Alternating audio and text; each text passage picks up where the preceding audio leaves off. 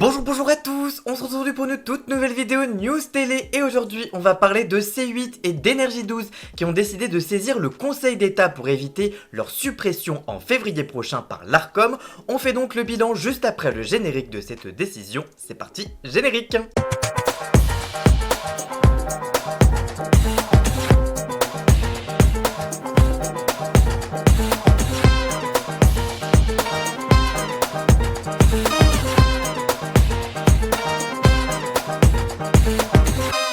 Près de 2 mois après la décision de l'Arcom de ne pas renouveler sa fréquence sur la TNT, C8 a annoncé ce jeudi 19 septembre 2024 avoir saisi le Conseil d'État d'un recours en référé suspension. Une telle décision de l'Arcom est inédite dans l'histoire de la TNT depuis sa création en 2005, s'insurge la chaîne dirigée par Franck Apieto avant de développer ses différents arguments. La chaîne qui considère la décision de l'Arcom choquante met en évidence au moins 3 injustices profondes dans cette décision. Elle prétend d'abord que Touche pas mon poste, l'émission de Cyril Hanouna, qui a valu de lourdes sanctions à la chaîne près de 7,6 millions d'euros ces dernières années, concentre l'essentiel des griefs de l'Arcom et que rien n'autoriserait le gendarme de l'audiovisuel à réprimer à nouveau dans le cadre entièrement différent du processus d'attribution des fréquences assure la chaîne. La direction rappelle que son audition par l'Arcom en juillet dernier, elle avait proposé d'instaurer un différé de diffusion de l'émission TPMP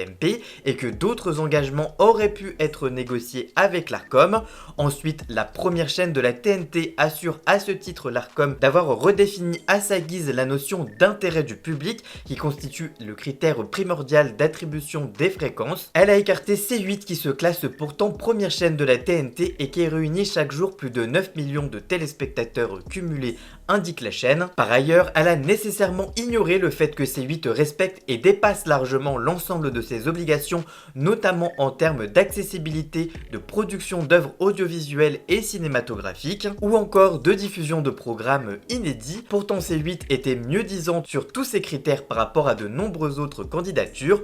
Enfin, C8 se doit de tout mettre en œuvre pour défendre ses 300 collaboratrices et collaborateurs qui œuvrent depuis plus de 20 ans à son succès, mais aussi de nombreuses sociétés de production avec lesquelles elle collabore. Des emplois sont en jeu, un écosystème tout entier se trouve menacé. Le 2 septembre dernier, pour sa rentrée sur C8, Cyril Hanouna avait annoncé déposer plainte contre l'Arcom, estimant être la cible du gendarme de l'audiovisuel. Ils ont voulu me viser et voulant me viser, ils ont sacrifié toute une chaîne, tout un écosystème, reprochant à l'Arcom de mettre au chômage peut-être en mars 2025 plus de 400 personnes. Qui va récupérer tous nos salariés? C'est Libération, c'est Le Monde, avait-il ironisé, taclant de nouveau les deux quotidiens qui se seraient à son goût délectés du sort réservé par sa chaîne. C8 analyse en conclusion les choses de la façon suivante: tout laisse à penser qu'un climat d'hostilité envers la chaîne et le type de programme qu'elle diffuse a régné au sein du collège de l'Arcom. C8 ne peut pas s'accommoder d'un tel manque d'objectivité et d'impartialité. C8 est pourtant la chaîne la plus sanctionnée du PAF avec près de 7,6 millions d'euros d'amende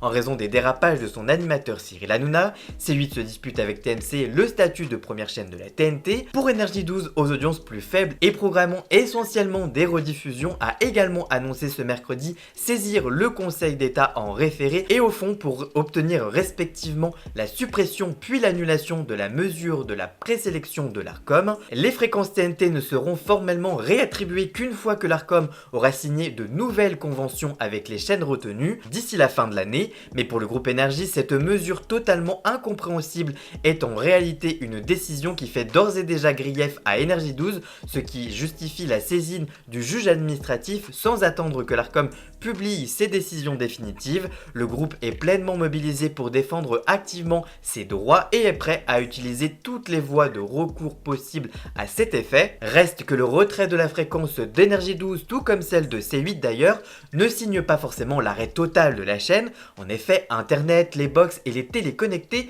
offrent de nombreuses possibilités de diffusion à ces deux chaînes. La TNT, lancée en 2005 en métropole, structure néanmoins encore largement le paysage audiovisuel français et demeure l'unique mode de réception de la télé pour près de 20% des foyers équipés d'une télévision. Et enfin, cela n'empêche pas non plus Cyril Hanouna de rester passer à l'antenne, il pourra tout à fait exercer sur une autre chaîne ou alors sur un autre média. Il continue d'ailleurs de présenter actuellement chaque fin d'après-midi son émission On marche sur la tête sur Europe 1. Le feuilleton est donc loin d'être terminé et évidemment on vous tiendra au courant de la suite de cette affaire. Voilà, en tout cas, j'espère que cette vidéo vous aura plu et informé. Si c'est le cas, n'hésitez pas à la liker, à la commenter, à la partager sur les réseaux sociaux, à me rejoindre sur tous mes réseaux sociaux à moi, tous les liens sont dans la description. Vous pouvez également cliquer sur le bouton rejoindre afin de prendre un petit abonnement de 3 € par mois pour me soutenir. Vous pouvez également faire un don du montant que vous le souhaitez. Vous pouvez également vous abonner gratuitement à cette chaîne YouTube, ça déjouera l'algorithme et ça m'aidera fortement. Dans la description, vous retrouverez également les liens pour voir Jason alias Ian Scott qui a réalisé la musique de fond et le générique de cette vidéo. Et nous on se retrouve très vite pour une toute nouvelle vidéo. A très bientôt, ciao ciao.